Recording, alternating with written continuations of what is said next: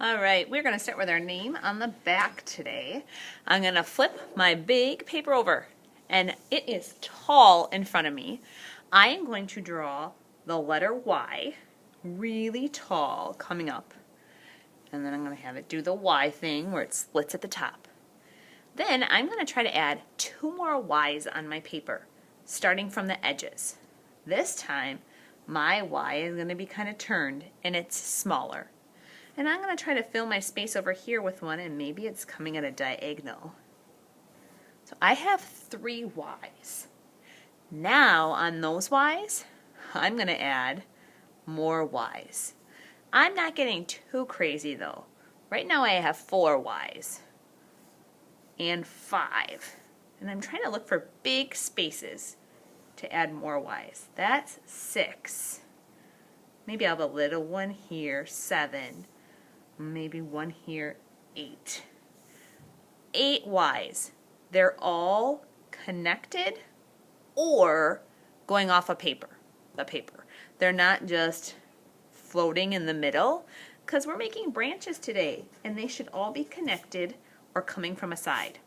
Once you have about 8 Y's drawn with pencil, we're going to use the permanent marker and we're going to outline the Y's. But to make them look like real branches, we're going to try to have them get bigger and thicker on the bottoms. So it starts thick and then it gets skinny. Thick to skinny. And if they end up being a little bit longer than your pencil, that's okay, than your pencil line. Maybe I'll have this one get skinnier so it can be a little bit chunkier down at the bottom. That's going to make it look like a real branch. Once you have them outlined, if you feel like you'd like to add a couple more Y's, really skinny, you could do that. I have finished the black marker and my branches start thick, get skinny. Start thick, get skinny. Some of them are really skinny. Now I'm ready to add those blossoms using my finger. So on your tables you will have some white paint. I'm going to dip just one finger in that white paint and gently I'm going to tap my finger on the edges of the branches. So these blossoms need to be touching a branch. We can't just have them floating in the air. So I'm going to have some blossoms on all my branches. Sometimes I might just see one, sometimes they might be covered. Once you have some white paint on your branch, you can wipe your finger on your paper towel at your table to get it kind of clean. And then I'm going to gently take some pink and put it in the white. And sometimes it might mix and it might get a little bit darker in pink. And if it's mixing with the white, what's going to happen to that pink? You're right, it's going to get lighter. You don't need a lot of pink. See how I'm going back and getting some of those dark areas to make them lighter? Right now you are mixing right on your paper. How cool is that? Do you notice how my plate, the colors are staying nice and clean? Because my finger is pretty clean. I'm never putting pink in the white.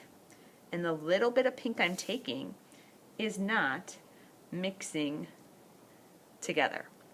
So I'm going to continue and I'm going to fill my paper.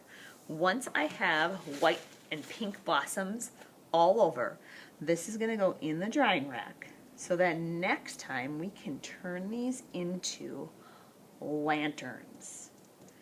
3D lanterns that pop up and look like this. Pretty cool. On day 2 of our cherry blossom project, you are going to get some purple strips of paper.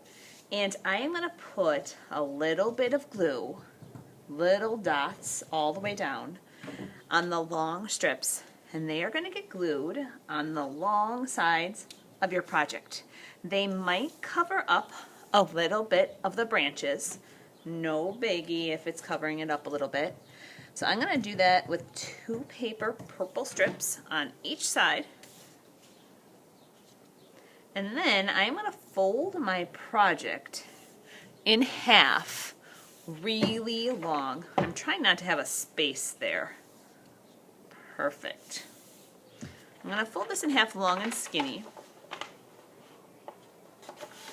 so that I can still see my flowers. Now I'm going to move this so that the purple is at the top, and by my tummy I have this crease. And we're going to have to do some measuring. This is a little tricky, hard stuff. We're going to use a ruler, and I'm going to line my ruler up so that it's right on the edge of my paper and it's touching the purple strip, and I'm going to draw a line with my pencil. Then I'm going to slide my ruler over, and I'm going to try to line this ruler up on this pencil line on this side, and I'm going to draw a line on the other side. I'm going to keep doing that all the way down my paper. Slide my ruler, and here I'm checking that I'm lining it up with that pencil line, and I draw on the other side. So I'm not just moving it and making lines. Every time I move it, I'm making sure that it touches this pencil line. Touching the pencil line on this side, and I'm drawing on the other side. And I'm doing this over and over. I'm not drawing on the purple. The purple is kind of telling me where to start my line.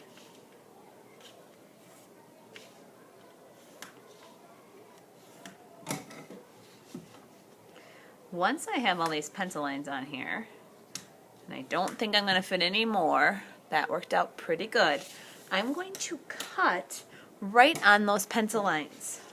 So my paper is still folded, and I'm cutting to that purple construction paper, and I stop.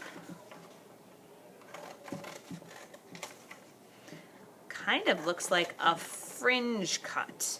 So I'm not cutting these off and going all the way up. Then it would break. I'm just cutting to that purple paper, and I'm stopping.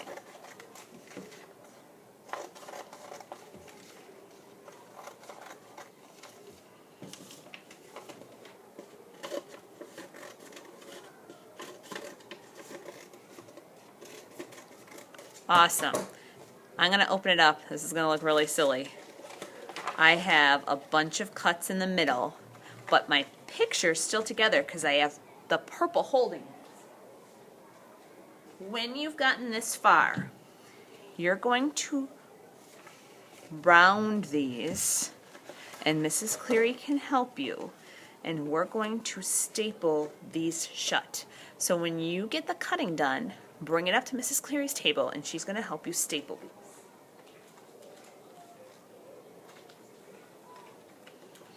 So I'm going to put a staple at the bottom and a staple at the top, and then I'm going to staple a little handle on for you.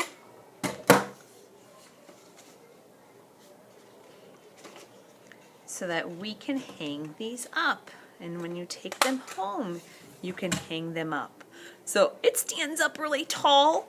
Your project is now 3-dimensional. It's a form. I can get my hands around it, and it looks awesome.